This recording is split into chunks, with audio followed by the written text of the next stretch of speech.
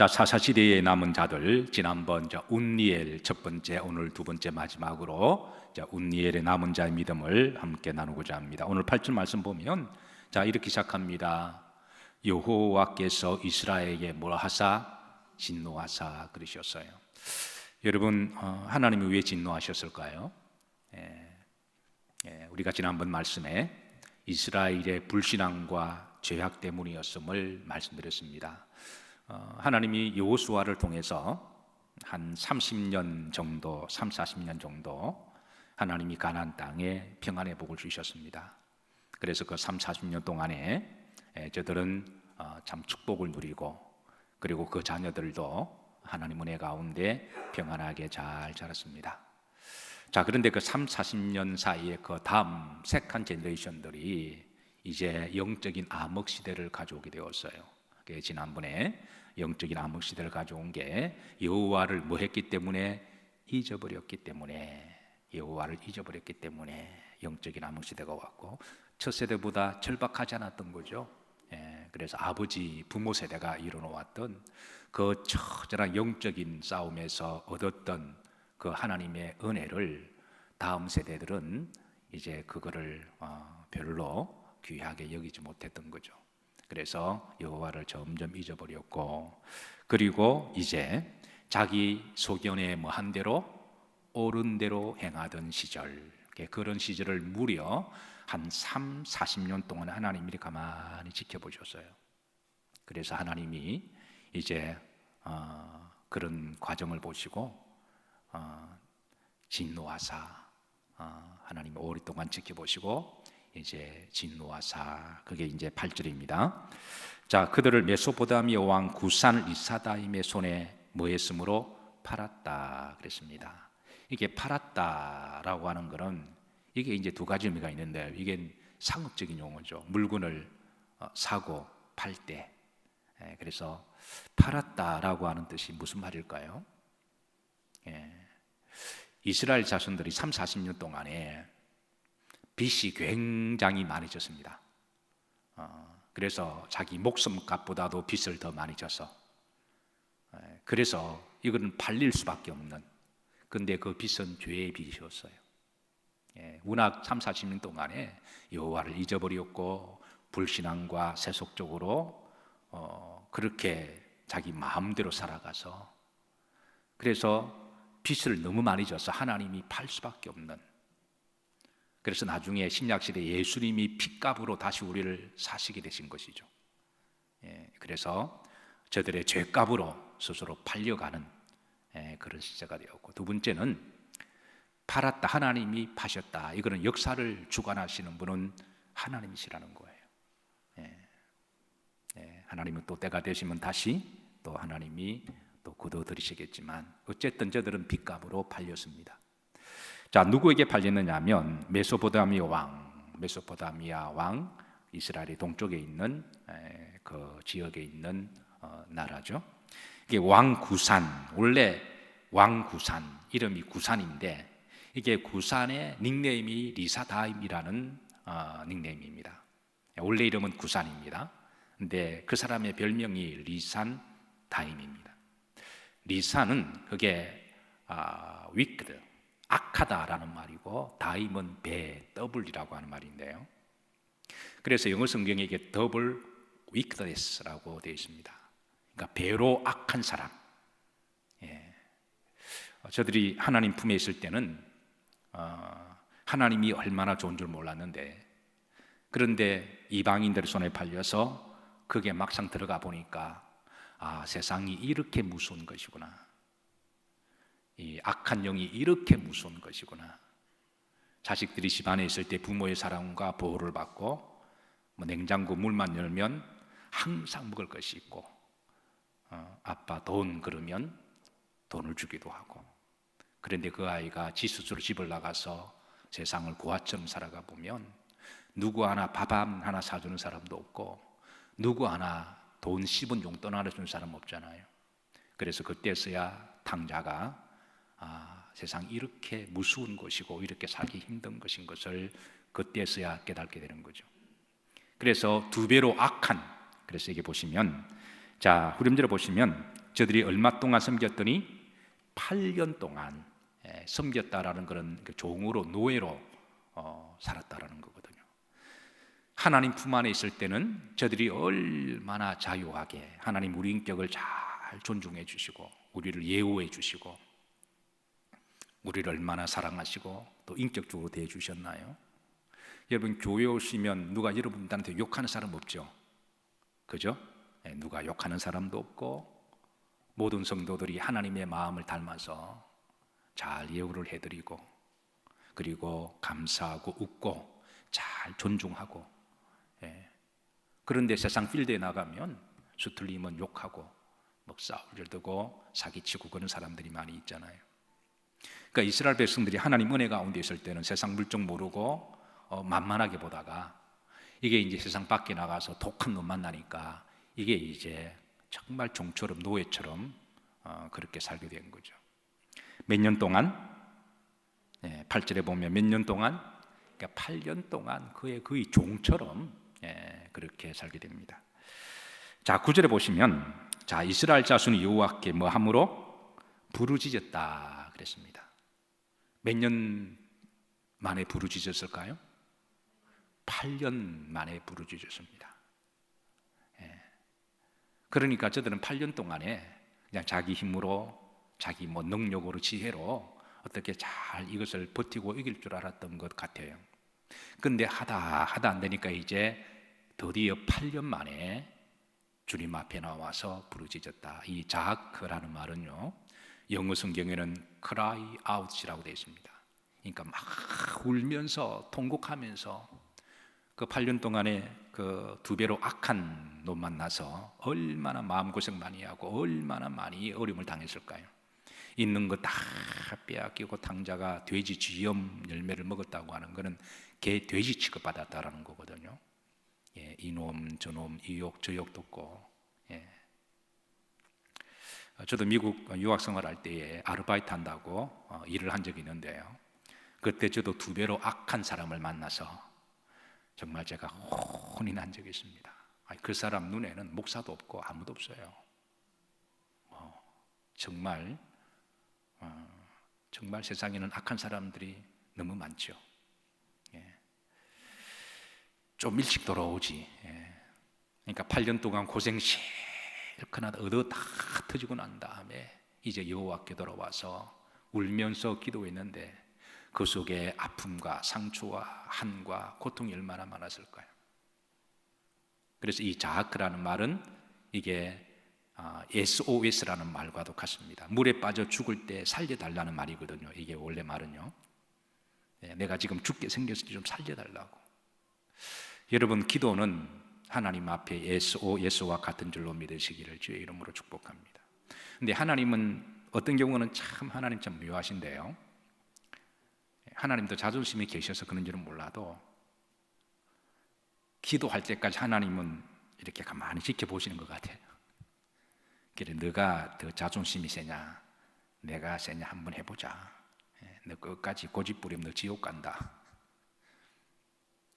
그래서 하나님께서 8년 동안에 그냥 뭐 스스로 뭐 그렇게 고생을 자처한 거니까 그냥 내버려 두셨다가 그 저들이 하나님 앞에 울면서 돌아왔을 때 그때서야 하나님께서 역사를 하세요. 여호와께 부르짖음에 그랬습니다. 부르짖음에 그때 중반에 보십시다. 여호와께서 이스라엘 자손을 뭐해서 위하여 한 구원자를 세우셨는데 이 구원자가 바로 누구다? 운니엘입니다. 운니엘을 하나님이 세우셨어요. 자, 그런데 이 운니엘에 대해서 그림절에 보시면 9절 이 족보를 이야기합니다. 이 사람은 어떤 사람이냐? 갈렙의 아우라고 되어 있습니다. 그나스의 아들. 그나스는 이방 족속이라는 말이거든요. 그러니까 아버지가 그나스가 아니라 지난주에 제가 말씀드렸지만 원래 갈렙은 이방 족속이었어요. 그래서 이방 족속의 그 후손입니다. 이방 족속의 후손 운니엘인데요. 그런데 갈렙의 아우라고 되어 있는데 이게 아히라는 말로 조카라는 말입니다. 레위기법에 의하면은 형제간의 근친상간은 금했습니다. 그 하나님의 법입니다. 그래서 이 갈렙의 아우를 자기 딸을 줄 수가 없는 거죠. 이러면 레위기법에 근친상간이 되니까. 그런데 조카는 괜찮았습니다. 그래서 옛날에는 하나님의 이 백성들을 이방 족속과 이 혼혈을 해서, 그 당시 이방 족속들은 다 우상 숭배하는 족속들이고 세속 문화에 찌들은 사람이기 때문에 하나님이 혈통을 보존하기 위해서는 같은 종족끼리 결혼하게 했거든요. 자기 종족끼리 결혼할 때는 사촌이나 이렇게 형제들, 자매들끼리는 결혼을 하지 못해도 그 밑단계는 결혼을 해도 하나님 허용을 하셨어요. 그렇게 해서 아브라함과 사라 관계도, 사라가 아브라함의 친족 보면 조카거든요. 이삭과 리브가도 이삭에서 조카입니다. 그래서 이 갈렙이 운니엘에게 자기 딸을 준 거는 바로 운니엘은 친족으로 조카였기 때문에 이게 이제 가능했던 것이죠. 그래서 우리가 때는 우리나라 말로 번역할 때에 우리가 생각하는 갈렙의 아우라는 말로 그대로 번역해서 이게 성경이 스텝이 이렇게 오해를 하는 경우가 있는데, 그래서 그런 오해를 막기 위해서 제가 말씀을 드린 거고, 그리고 그나스의 아들, 보통 이제 후손을 아들이라고 그렇게 표현하기도 해요. 이건 히브리 문학에 있어서 표현 양식이 그러했기 때문에 그렇습니다. 자, 그런데 운니엘이 갈렙의 사유가 된 배경이 이렇습니다. 여호수아 15장 16절 한번 말씀으로 넘어가시면, 자, 갈렙이 말하기를 기랏 무엇을 쳐서 세배를 쳐서 그것을 점령하는 자에게 내가 내 딸 악사를 아내로 주리라. 그러니까 처음부터 갈렙이 운니엘을 사유로 정한 것은 아니었어요. 근데 이제 이 갈렙이 하나님이 주신 그 헤브론 땅을 점령하는 과정 중에, 그 헤브론 땅은 저 이렇게 아낙 자손이, 그러니까 아낙 자손은 그 블레셋의 후손들이거든요. 거인 종족들이고 아주 전쟁이 이골이 난 아주 사악한 사람들인데, 그래서 갈렙이 나이가 들어서 그 험악한 지형을 전쟁으로 싸우다 보니까 힘이 버거웠습니다. 이 산지를 내게 주소서. 그래서 믿음을 가지고 용기를 얻고 나아갔지만 그 땅 기라세벨만큼은 점령할 여력이 없었던 거예요. 그래서 하나님께 기도하고 이제 자기 종족들에게 선포하기를, 누구든지 저 험악한 땅을 목숨을 걸고 믿음으로 정복하는 자에게 내가 내 딸을 주겠다라고 그렇게 약속을 한 거죠. 그래서 많은 사람들이 눈치를 보고 이렇게 굿이나 보고 뭐나 먹자, 떡이나 먹자, 이런 예나 지금이나 다 사람의 심리가 비슷하니까.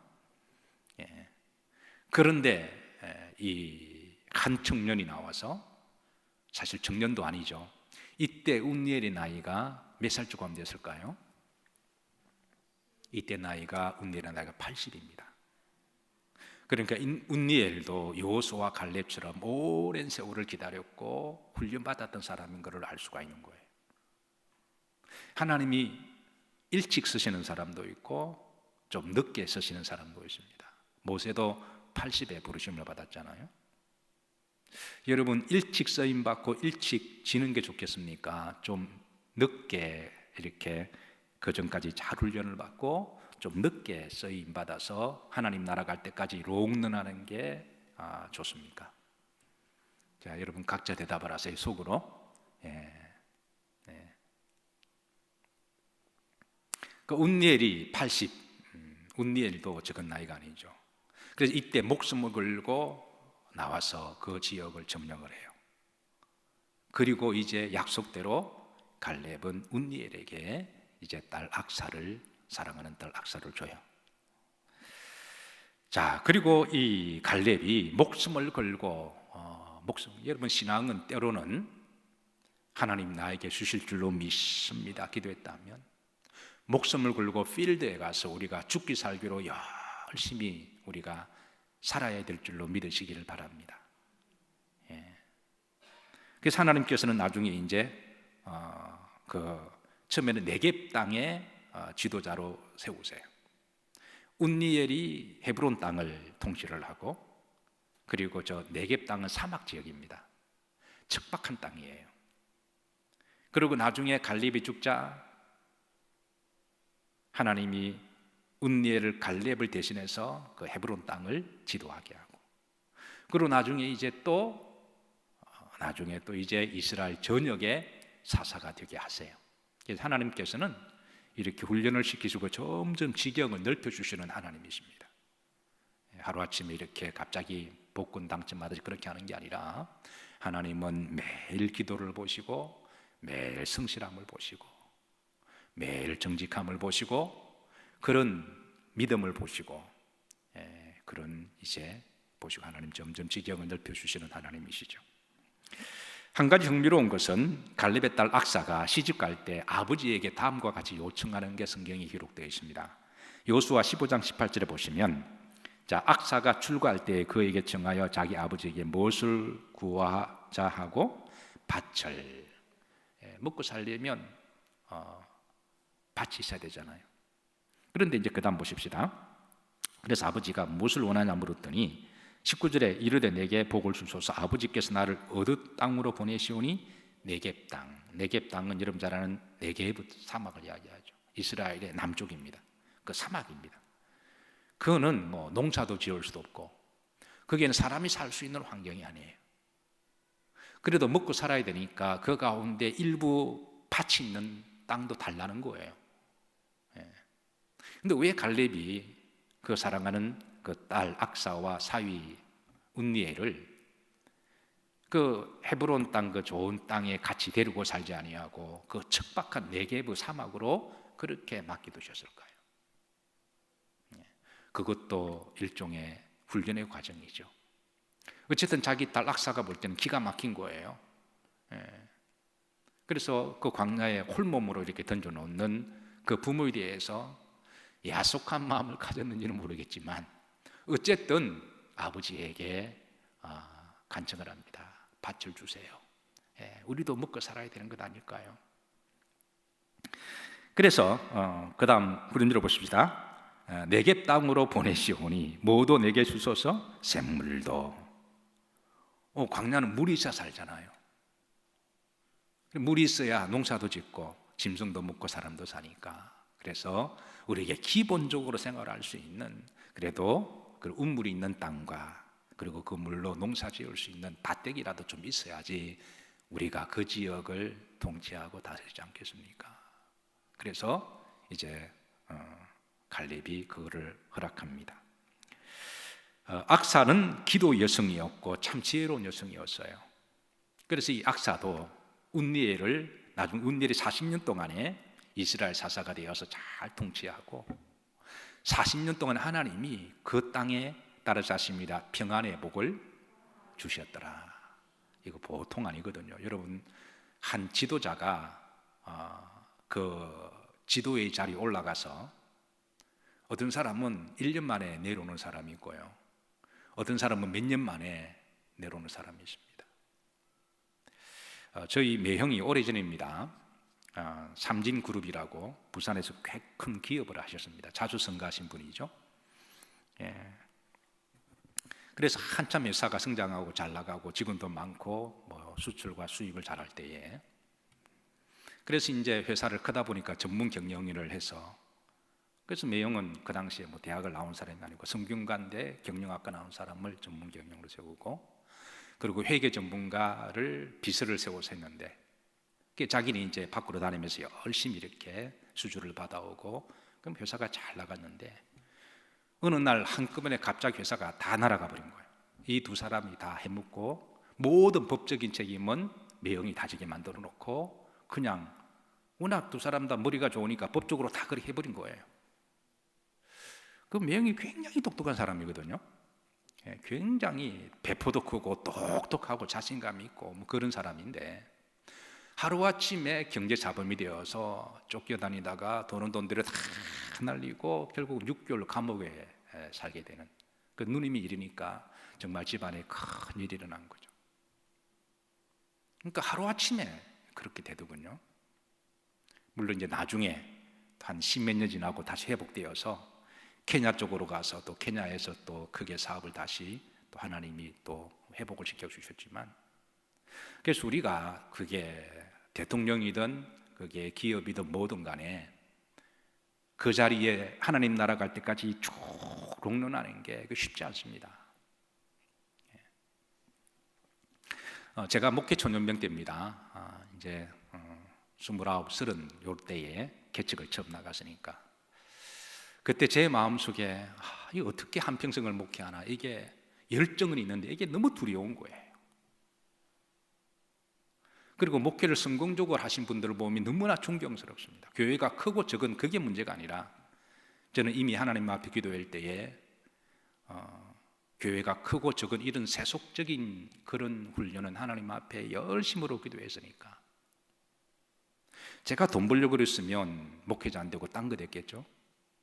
성공하려고 그랬으면 제가 목회자 안 되고 딴 거 하지 않았겠어요. 그러나 목회자로 나온 이상은 목회자답게 하나님이 기뻐하시는 목회자로서의 영적으로 성공하는 게 내 파이널 골이었지. 그게 제 소명이니까. 그래서 주변 사람들을 돌아보니까 목사님들 중에도 이상한 분들이 너무나 많이 계신 거예요.